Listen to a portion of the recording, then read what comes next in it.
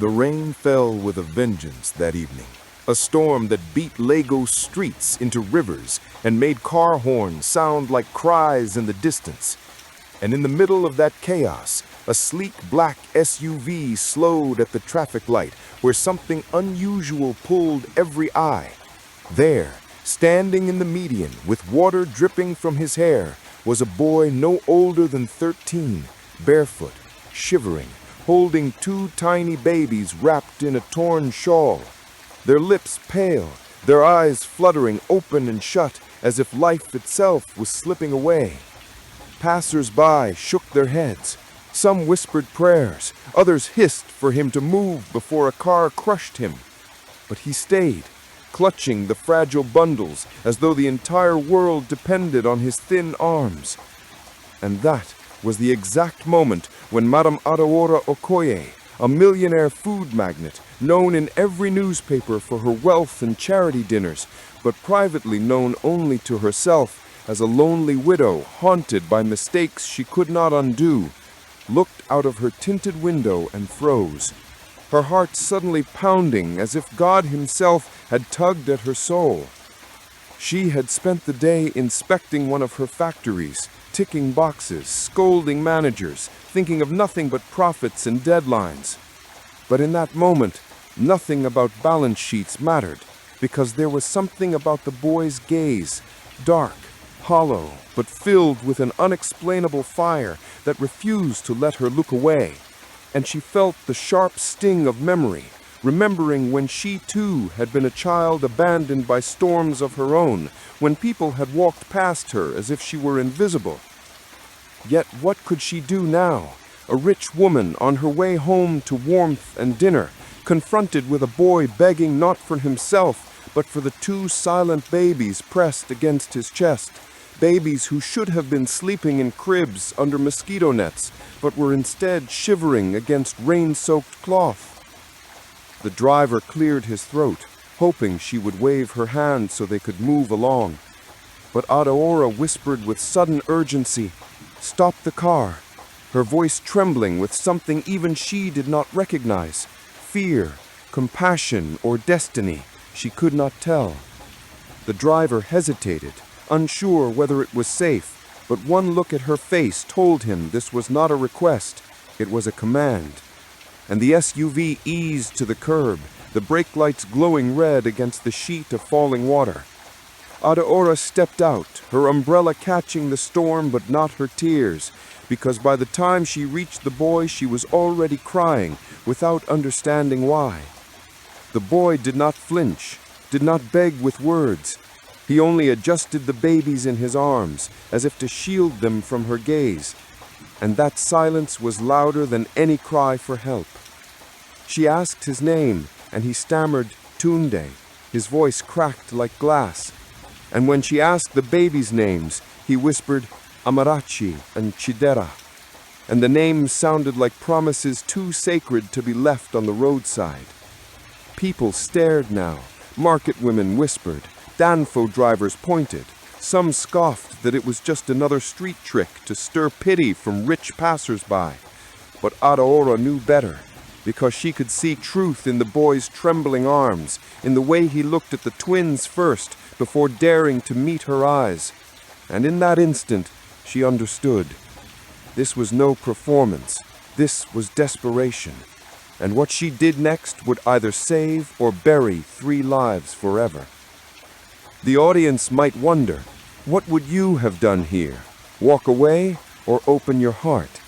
For Adaora, the choice felt heavier than money, heavier than reputation, because behind those drenched lashes she saw her own reflection, the ghost of a girl she had once been. And so she whispered with quiet finality, "Come with me," pulling open the SUV door, ushering a boy and 2 rain-soaked infants into a world that had never before acknowledged their existence, not knowing that this single act, made on a flooded Lagos evening, would unravel secrets, expose betrayals, and lead to a revelation so powerful that even Adaora, who thought she had seen everything, would find herself on her knees in tears, questioning not her wealth, but the very definition of family, of love, and of what it truly means to be human. Inside the SUV, the world felt suddenly smaller, the roar of rain muffled by glass and leather. But the storm inside Ataora's heart only grew louder as she sat across from the boy and watched him cradle the fragile bundles like a soldier guarding treasure in enemy land, his thin shirt clinging to his body, his lips trembling, yet his grip steady as though he'd trained his whole life for this one task. The twins whimpered softly, their breaths quick and shallow, one stirring weakly, the other so still that Ataora felt terror shoot through her veins. And with trembling hands, she reached into the emergency kit her late husband had insisted she keep stocked in every car, pulling out a thermal blanket and bottled water, covering the babies first before even looking back at Tunde, for instinct told her his life could wait, but theirs could not. Yet even then, the boy's first words stunned her. "Give them milk, Ma. I don't need anything," he whispered, pushing away the bottle of water she offered. And in that moment, Ataora's chest tightened because she recognized a truth that wealth could never purchase, that a child who had nothing was teaching her what love meant. The driver, Emeka, muttered under his breath about traffic, but Ataora silenced him with a glance. For this boy and his twins had already shifted her entire evening, perhaps her entire destiny. And she leaned forward, speaking gently but firmly. "Where is your mother? Where is their mother?" At her question, Tunde's shoulders sank as though he carried the weight of an entire generation. And after a long pause, he answered with a voice dry and cracked like old paper. "Their mother is my sister, Blessing. She went out 10 days ago to look for work. She said only 2 hours, but she never came back." Ataora's hands tightened around her purse strap as his words painted a picture sharper than any photograph, of a young girl, barely more than a child herself, burdened with twins, forced into a world where hope disappeared in minutes. And Ataora felt a sudden stab of shame, because wasn't she the chairwoman of a company that boasted about its safe birth charity programs? Hadn't she spoken at events about no mother left behind? And yet here was proof that slogans had not reached far enough, that promises written in glossy reports meant nothing to a boy soaked in rain holding his abandoned niece and nephew. She asked him his age, and when he whispered 13, her breath caught. For her own son, had he lived, would have been about the same age, and she pressed her palm against her chest to steady the ache that memory carried, tears blurring her view of Tunde, until she forced herself to blink them away. She demanded to know who was looking after him, if there was any family, but he shook his head, muttering something about an auntie who only appeared to take the few coins strangers dropped, leaving him to guard the babies in the rain. And Ataora's jaw clenched so tightly her teeth ached, rage sparking inside her not only at that faceless woman, but at a society that could watch a boy drown silently and still demand he thank them for crumbs. The twins stirred again, their cries faint like whispers fading into wind, and Ataora made her choice with the firmness of a queen on a throne. "We are not going home. We are going to St. Raphael's, now." Emeka gave her a startled glance in the mirror, but he obeyed, turning the SUV toward the hospital. And as the wipers beat faster against the windshield, Ataora sat straighter, clutching her designer scarf tighter, not thinking of tomorrow's board meeting or of the gala scheduled in her honor, but of a soaked boy and 2 babies whose fate had collided with hers under a mango-colored storm. And she knew with chilling certainty that this was no coincidence. It was a test, one that would either redeem her soul or expose her wealth as worthless. And deep down, she feared what God might say if she failed. The emergency ward of St. Raphael's buzzed with urgency, a chorus of clipped orders, squeaking shoes, and the rhythmic beeping of machines. But inside the small pediatric room where Ataora stood, time seemed to slow as nurses lifted the tiny twins from Tunde's trembling arms and placed them in warming cots, attaching wires, checking vitals, sliding a thin feeding tube into one baby's nose, while the boy clutched the doorway, his body rigid, his knuckles white from gripping the frame, as though stepping even an inch away would mean betraying his promise to his sister. The pediatrician, Dr. Aisha, gave calm, firm instructions. Dehydrated, malnourished, hypothermia risk, start IV fluids. And Adavora watched with a strange mixture of horror and awe.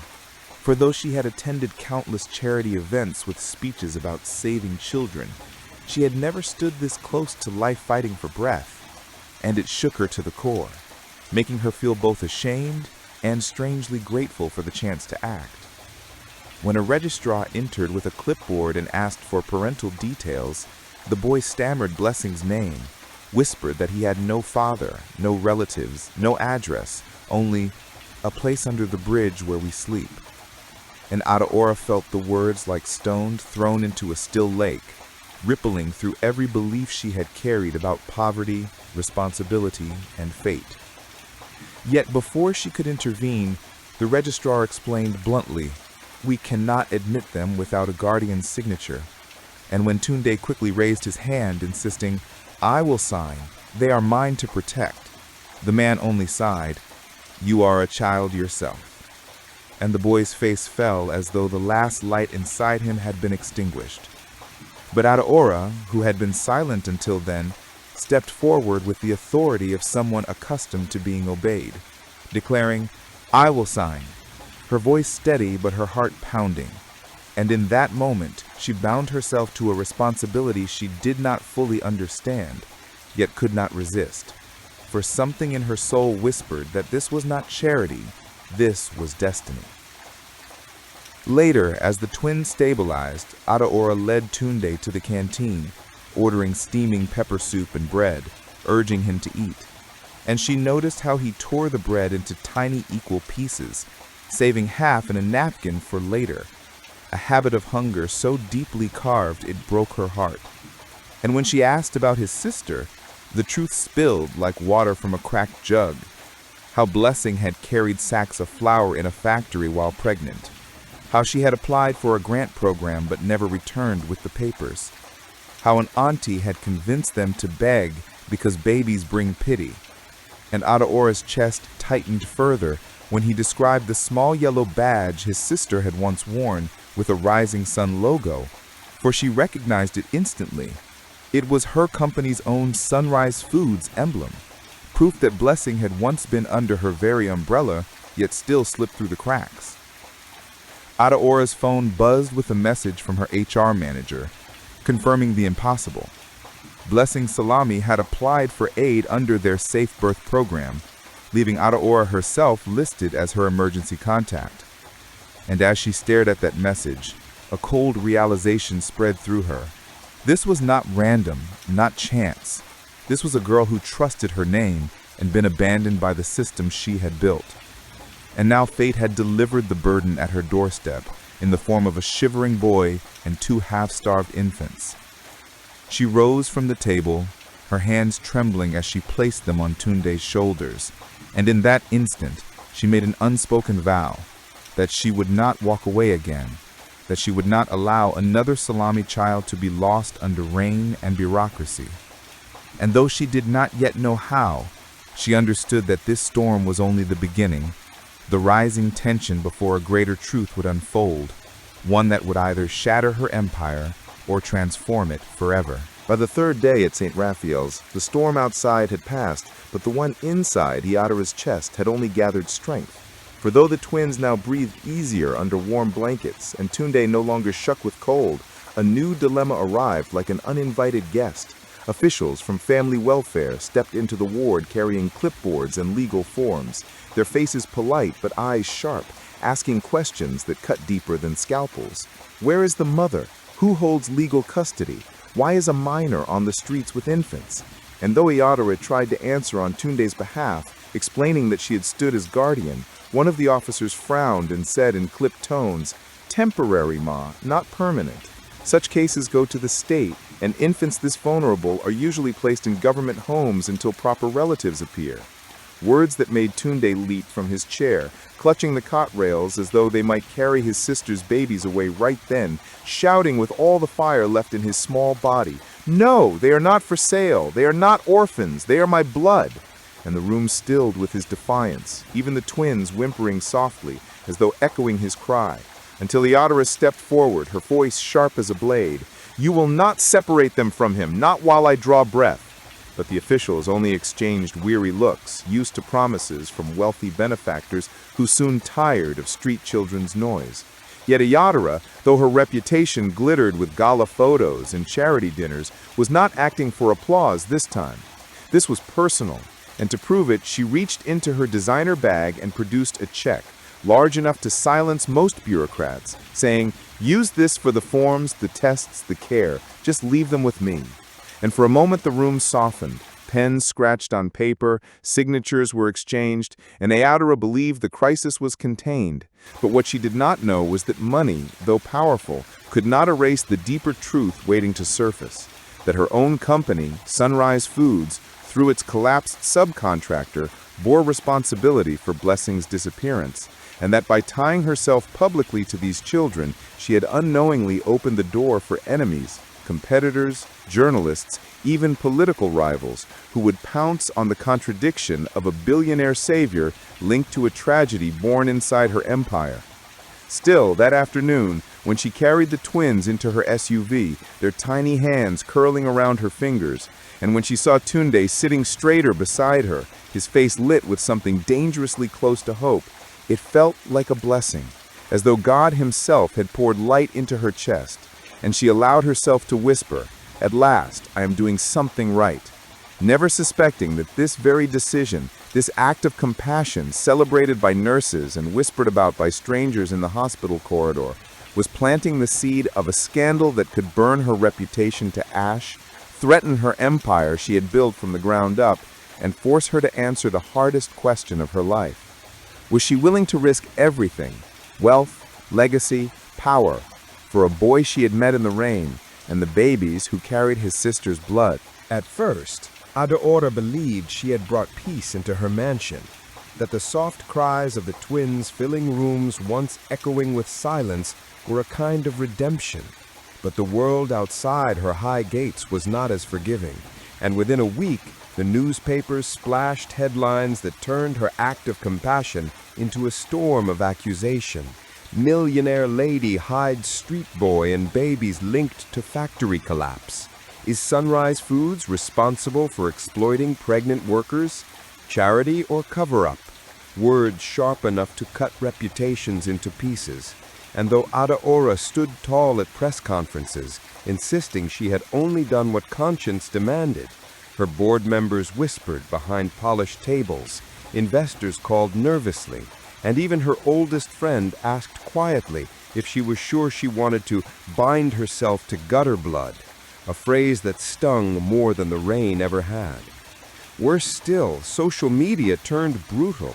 Pictures of Tunde entering her SUV went viral. Comments poured like acid, some praising her, others mocking, some even suggesting she had bought the children to polish her image. And though she ignored most of it, she could not ignore the way Tunde flinched when he overheard the house staff whispering that he was the stray Madame brought home. For the boy who had braved storms with his head held high now curled his shoulders under the weight of ridicule he did not deserve. And Adeora's heart bled as she watched him whisper to the twins at night, promising them softly, "I will not let them take you," as though saying it aloud might stop the world's cruelty. Then came the betrayal that turned whispers into fire. One of her senior managers leaked records showing that Blessing Salami, the twins' mother, had indeed worked for a Sunrise subcontractor without receiving full maternity protection, a revelation that painted Adeora not as savior, but as hypocrite. And though she had never even known Blessing personally, the connection was enough to drag her empire into legal scrutiny, with activists demanding resignations and rivals circling like vultures. When the press shouted questions at her gates, asking if she was hiding the sister somewhere, Adeora's silence only deepened suspicion. Yet how could she answer, when even she did not know where Blessing had vanished? That night, after a board meeting where men in suits spoke of damage control as though children's lives were mere figures, Adaora returned to her room and found Tunde sitting on the floor with the twins asleep against his lap, his eyes red from tears he tried to hide. And when he asked in a small voice, "Madame, if they hate us, will you still keep us?" her resolve cracked, for she had never been asked a purer question, one that stripped wealth, pride, and legacy down to dust. She knelt before him, took his small calloused hand in hers, and whispered, "Yes, Tunde, even if the world turns against me." But even as she spoke, thunder rolled outside, and she knew deep inside that this storm was far from over, that the price of compassion was about to escalate into a battle that would demand more than money or promises. It would demand her very soul. The storm that had been circling finally broke when, one quiet evening, as Adaora returned from yet another tense meeting with lawyers, she found Tunde standing in the hallway holding a folded piece of paper, his face pale, his lips trembling as if he had swallowed fire. And when she asked what it was, he whispered, "A letter, ma. It is from my sister." And with shaking hands he passed it to her. The paper was damp, the ink smudged, but the words were clear enough to rip the air from her chest. "Forgive me, Tunde. I cannot carry this burden. They will be better off without me.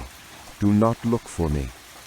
For a long time Adaora stood frozen, the chandelier above casting cruel light on the truth. Blessing had not been kidnapped. She had abandoned the twins willingly, crushed by poverty and shame. And in that revelation lay the final test, because while Adaora had told herself she was only keeping the children until their mother returned, now she faced the naked truth that no mother might ever come back, and that if she wanted them to live with dignity, she would have to step fully into a role she had never imagined. Mother, not by blood, but by choice. Tunde collapsed to the floor, sobbing, his fists beating against his chest as he wailed, she promised she would come back." And the sound tore through the mansion until even the staff wept in silence.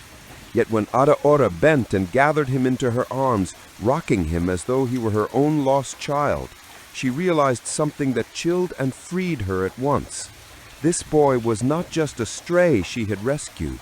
He was the mirror of the child she had once been, begging the world not to forget him. And if she walked away now, she would be betraying both of them. Outside, the world burned hotter. Headlines accusing her of hiding truths, activists chanting at her gates, politicians threatening investigations. But in that moment, none of it mattered, because all she saw was a boy clutching two babies and the echo of her own younger self. And so she lifted his chin, wiped his tears, and declared with a voice steadier than any speech she had ever given, "Tunde, hear me. Your sister may have walked away, but I will not. From today, these babies are ours, and you are my son." And though the boy could not stop crying, he nodded against her chest, his small arms tightening around her waist. And in that nod, a covenant was sealed, one that no newspaper, no politician, no scandal could undo. For the truth had finally been revealed. What began as pity in the rain had become the rebirth of a family, forged not by bloodlines, but by choice and courage. And the climax of Adaora's journey was no longer about reputation or empire. It was about whether she would stand firm when the entire world demanded she let go. And by the light in her eyes that night, it was clear she had already chosen her answer. The weeks that followed were a battlefield of headlines, court summons, and whispers. But within the quiet walls of Adaora's home, a different story unfolded, one that turned shame into strength. The twins, once skeletal and silent, now filled the nursery with cries so loud the neighbors sometimes complained, cries that sounded like victory songs to Tunde, who counted each feed and diaper change as proof that hope was still alive. And though Adaora's empire trembled under the weight of scrutiny, she stood her ground like a tree in storm, attending hearings, answering questions, and refusing every suggestion that the children be handed over to proper institutions, declaring before judges and cameras alike, "These are not statistics that are my family." Slowly, truth worked its way into light.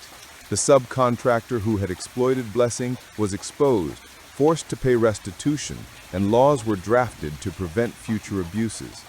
And though Adeora lost investors who feared scandal, she gained the respect of thousands who saw that her wealth was not just numbers on paper, but a weapon she wielded for justice. Meanwhile, Tunde, once a boy begging barefoot in the rain, walked into a classroom for the first time with a backpack too large for his shoulders, but eyes burning with determination. And when the teacher asked him to read, his voice cracked but did not falter, because he carried not just his own dreams, but the dreams of two infants who gurgled at home, waiting for the brother who had become their anchor. Adeora watched him grow in confidence, marveled at how he never asked for toys or treats, only more books, more lessons.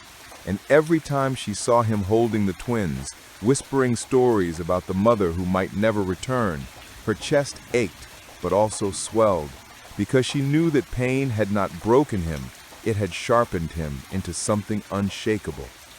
One evening, after a long day, Adeora sat with him in the garden, the twins asleep inside, and she asked softly, "Tunde, if your sister were to return tomorrow, what would you do?" He thought for a long moment, then answered with a wisdom far beyond his years. "I would forgive her, but I would not let go of them, because they are mine now, and yours too." And his words struck Adeora like scripture, for in them she heard the resolution of not just his journey, but hers, a story that began in the rain, now rooted itself in the soil of chosen love, proving that family is not always where you are born, but where someone decides to stay. That night, as the city outside roared with politics and profit, Adeora knelt by her bed for the first time in years, tears slipping down her cheeks as she whispered a prayer of gratitude, not for riches, not for status, but for the boy and the babies who had turned her mansion into a home. And as she rose, she felt lighter, as though the storms had finally passed, leaving behind a rainbow only she and 3 rescued souls could truly see. Months rolled by like chapters in a book no one had expected to write, and inside Adeora's mansion, the story of a millionaire and a street boy raising twins together became something whispered in markets, preached in churches, and debated on radio shows. But while outsiders argued over motives, inside the home, the truth was simple. Life had begun again, fuller and brighter than Adeora had ever known. Every morning, Tunde woke before dawn to help the nanny warm bottles, his young hands moving with surprising skill as he fed one baby while Adeora cradled the other. And though his schoolwork was demanding, he never once complained, instead whispering proudly to the infants, "I will learn for you, so that one day you will never beg." And Adeora often watched with tears in her eyes, marveling at how a boy who once shivered barefoot in the rain now carried himself with the quiet dignity of a man twice his age. Still, challenges came.